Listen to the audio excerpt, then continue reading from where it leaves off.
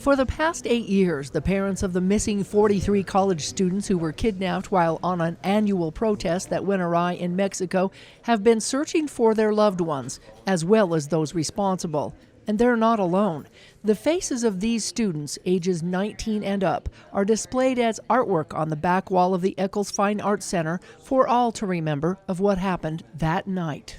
I ask you to consider the term forced disappearance.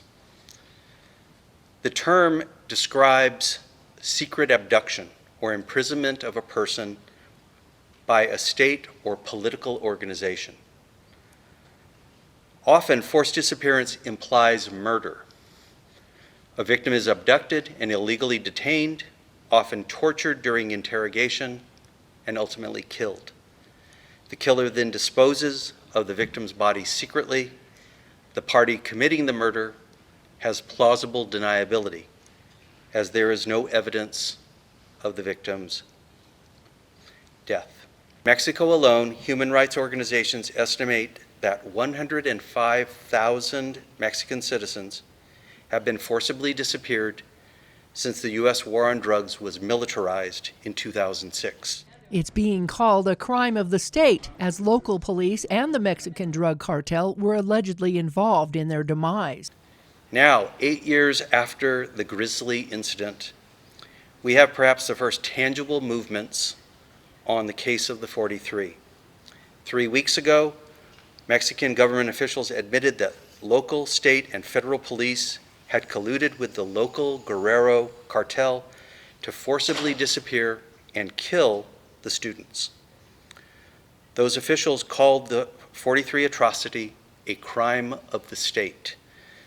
That admission has been followed by the first arrests of any high-profile figures in the case, including the former Attorney General of Mexico, and not 3 hours ago, the colonel who oversaw the military in Iguala the night of 2014. Jesús Giovanni Rodríguez Tlatempa, Israel Caballero Sánchez.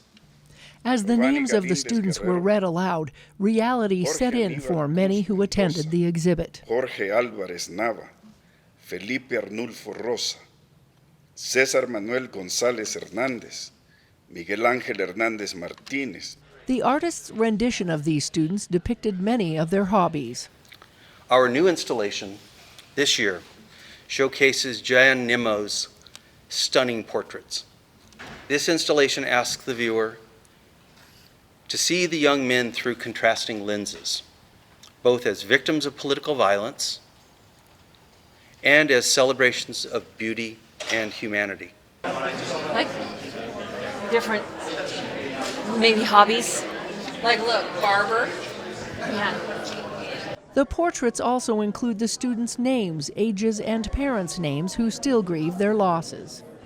Oh, the son of, so-and-so, or, they are somebody's child, and their parents are living with the reality that they're not home anymore. And so I feel like it had a bigger impact than what I was expecting walking into it. Fernando Flores Alcaraz, Miguel Ángel Mendoza Zacarías, Benjamín Asensio Bautista. Those who heard about the atrocities came to see the display, and one man who used to live in Mexico even brought his children. I wanted to tell my daughters about that sometimes people forget, but we must not forget what, especially these horrible things that have happened, especially to our friends down in Mexico and Guerrero. So just to teach them to be concerned a little bit and do something about it.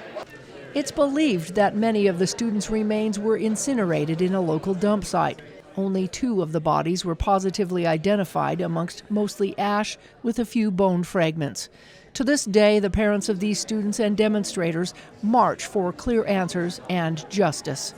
A second art display featuring black cutouts of the missing 43 students is set up in the Holland building for all to experience and remember. From Utah Tech University, Melissa Anderson, Community Education News.